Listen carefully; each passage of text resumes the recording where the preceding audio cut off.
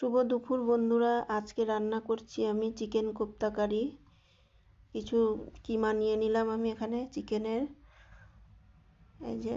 আর এখানে আমি কিছু উপকরণ নিয়ে নিয়েছি, সাদা তেল, টক দই, পেঁয়াজ কুচি আর বেসন খানিকটা নিয়ে নিয়েছি।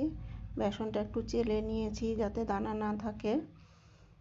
আর এখানে মিক্সিতে আমি এখন চিকেনটা নিয়ে নেব, আর এই কাঁচা লঙ্কা, আদা, রসুন সব কিছু দিয়ে একটু পেস্ট করে নেব, একদম মাখো মাখো হয়ে যাবে ব্যাপারটা। এদিকে আমি শুকনো একদম প্যানের মধ্যে বেসনটা আমি একটুখানি নেড়ে নেব হালকাভাবে, বেশি যেন না হয়, একদম হালকা, ওই কাঁচা গন্ধটা থাকবে না। ওটা হয়ে গেলে এবার আমি নামিয়ে নেব। এবারে সামান্য পরিমাণে বেসন দিয়ে দেবো, আর একটু গুঁড়ো মশলা দিয়ে দিলাম, জিরে গুঁড়ো, ধনের গুঁড়ো, হলুদ, আর একটু পেঁয়াজ কুচি, ধনেপাতা কুচি আগেই দিয়ে দিয়েছি, আর একটু সাদা তেল দিয়ে ভালো করে মেখে নেব। আর একটু গরম মশলার গুঁড়িও আমি দেব, আর একটু কাশ্মীরি লঙ্কার গুঁড়ি দিয়েছি। ভালো করে মেখে নেব, একদম চটকে একদম সুন্দর করে মেখে নেব।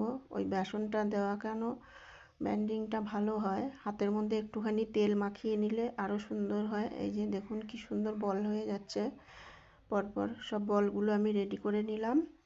এবার আমি কড়াই বসিয়ে দিয়েছি, কড়াই গরম হয়ে গেছে, তেল দিয়ে দেব।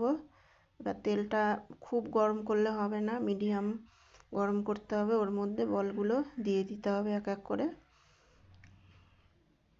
একদম মিডিয়াম ফ্লেমেই ভাজতে হবে সুন্দর করে, যাতে ভেতরটা কাঁচা না থাকে আর তাড়াতাড়ি উপরে লাল হয়ে গেলে মুশকিল।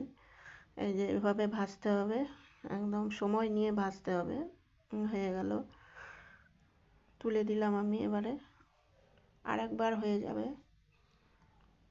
বন্ধুরা, আজকে আমি লাইভ করব 4টের সময়, আপনারা জয়েন্ট হয়ে যাবেন সবাই। এই যে আরেকবার দিয়ে দিলাম, হয়ে গেল আমার ভাজা পুরো সব কোপ্তাগুলো। এবার টক দইয়ের মধ্যে 1 চামচ নুন, হলুদ, লঙ্কার গুঁড়ো, জিরের গুঁড়ো, ধনের গুঁড়ো সব মিশিয়ে রেডি করে নিলাম এই ব্যাটারটা। এবারে কিছুটা তেল কমিয়ে নিয়ে ওর মধ্যে গোটা গরম মশলা, তেজপাতা, জিরে ফোড়ন দিয়ে আমি ওই লঙ্কা, পেঁয়াজ, আদা, রসুন সব বেটে নিলাম, ওইটা আমি দিয়ে দিলাম ভালো করে নাড়িয়ে। আর এদিকে টক দইয়ের পেস্টটা দিয়ে দিলাম ভালো করে নাড়িয়ে। এবার তেল যতক্ষণ না ছাড়বে নাড়াবো। এবারে সামান্য একটু মিষ্টি দিয়ে দেবো, যেহেতু টক দই দেওয়া হয়েছে গ্রেভিটাতে। এই যে দেখুন কি সুন্দর তেল ছেড়ে গেছে। এবার আমি মিক্সি ধোয়া জল দিয়ে দিলাম, ঝোলটা এবার একটু ফুটে আসলে কোপ্তাগুলো আমি